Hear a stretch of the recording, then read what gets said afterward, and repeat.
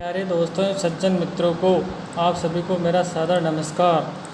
तो प्यारे दोस्तों हम आपको बताने जा रहे हैं कि फब्तियाँ कसना क्या होता है। फब्तियाँ अगर किसी के ऊपर कसी एक दूसरे के ऊपर तो उसकी सज़ा क्या हो सकती है और किस धारा के तहत उसका प्रयोग किया जा सकता है, और उसके अलावा नाजायज़ फब्तियाँ कसने का परिणाम क्या भुगतना पड़ सकता है आपको, तो उसकी जानकारी हम आपको हल्की सी देने जा रहे हैं।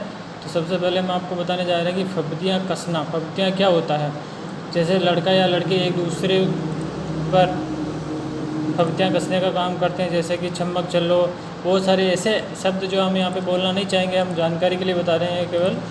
जैसे लड़के ने लड़की को कहा या लड़के ने लड़की को कहा, तो फब्तियाँ कसना मतलब व्यंग्यात्मक फब्तियाँ कसना एक अलग रोग पैदा कर सकता है। तो उसके लिए आपको आईपीसी की धारा के तहत कौन सी धारा का सामना करना पड़ सकता है और उसका क्या परिणाम हो सकता है, उसी की जानकारी हम आपको देने जा रहे हैं। सिर्फ जानकारी के लिए है ये, और उसी के संदर्भ में हम आपको बताएंगे। लेकिन प्यारे दोस्तों हम आपको बताना चाहेंगे कि सब्सक्राइब करना ना भूलें।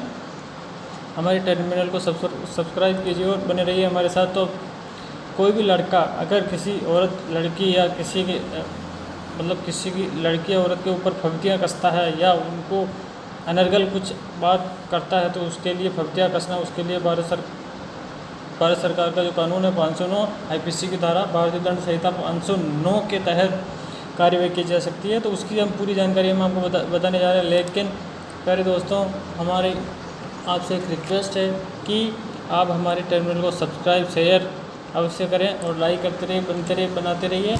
और हम बता देते हैं इसकी पूरी जानकारी। अगर आप जैसे कि छम्मक छल्लो जैसा प्रयोग शब्द, ये एक शॉर्ट शब्द है, और उसके अलावा बहुत सारे ऐसे शब्द जो हम यहाँ पे नहीं बताना चाहेंगे।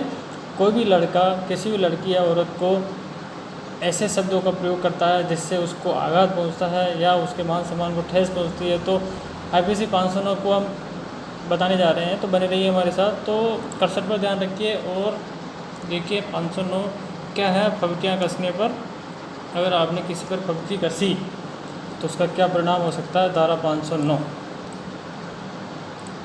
भारतीय दंड संहिता की धारा 509 के अनुसार जो कोई किसी स्त्री की लज्जा का अनादर करने के आशय से कोई शब्द कहेगा, उसकी लज्जा अगर भंग होती है, कोई ध्वनि या अंग विक्षेप करेगा या कोई वस्तु प्रदर्शित करेगा इस आशय से कि उस स्त्री द्वारा ऐसा शब्द या ध्वनि सुनी जाए या ऐसा अंग विक्षेप या वस्तु देखी जाए, अथवा उस स्त्री की एकांतता का अतिक्रमण करेगा। अगर एकांत में कोई उसको, ठीक है जो भी है, तो उसे किसी एक अवधि के लिए साधारण कारावास की सज़ा जिसे 3 वर्ष तक बढ़ाया जा सकता है या आर्थिक दंड या दोनों से दंडित किया जा सकता है। फब्तियाँ कसी उसके संदर्भ में हमने 509 का प्रयोग करना होता है। लागू अपराध क्या हो सकता है। किसी स्त्री की लज्जा का अनादर करने के आशय से कोई शब्द कहना या अंग विक्षेप करना, सज़ा होगी 3 वर्ष साधारण कारावास या आर्थिक दंड या दोनों ही हो सकती है। यह एक जमानती संज्ञेय अपराध है और किसी भी मजिस्ट्रेट द्वारा विचारणीय भी है। यह अपराध न्यायालय की अनुमति से पीड़ित महिला जिसकी लज्जा या अनादर या एकांतता का अतिक्रमण हुआ है द्वारा समझौता करने योग्य है। कुछ विशेष टिप्स हम बता देते हैं आपको कि अपराध क्या है।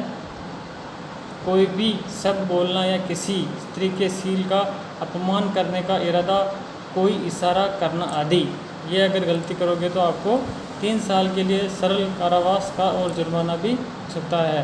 अपराध है संज्ञेय और ये है साहब जमानती अपराध और कोई भी मजिस्ट्रेट द्वारा विचारणीय। Thank you very much. बने रहिए हमारे साथ और ऐसी जानकारी हम आपको देते रहेंगे। बहुत बहुत धन्यवाद। बने रहिए हमारे साथ बने रहने के लिए हम आपको अभी थैंक यू दे देते हैं, लेकिन सब्सक्राइब करना ना भूलें।